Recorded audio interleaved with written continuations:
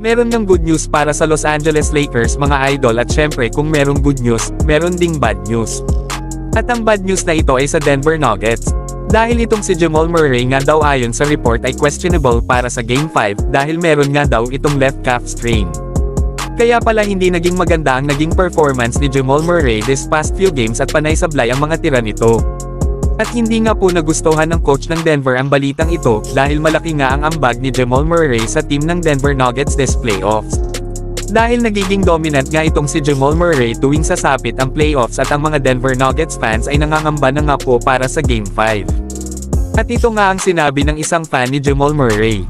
"Damn, Jamal Murray is really out tomorrow," at may paiyak-iyak pa na emoji. Possible nga po na makapag-comeback pa ang Lakers if ever na hindi makapaglaro si Jamal Murray para sa Game 5. Dito naman tayo sa good news para sa Lakers mga idol, dahil probable na nga itong si Jaren Vanderbilt para sa Game 5. Masaya nga itong si LeBron dahil isa nga din si Vando sa defensive player ng Lakers na kayang mag-lockdown sa mga point guards at aggressive sa pag-steal ng bola at pagkuha ng rebounds. Malaki nga po ang magiging impact ni Vando kung makakapaglaro ito bukas. Dahil ang main problem din ng Lakers ang kanilang perimeter defense at lack of offensive rebounds kapag nasa bench si AD. Pero siguro titignan pa nga nila itong si Vando kung 100% ready na nga ba ito.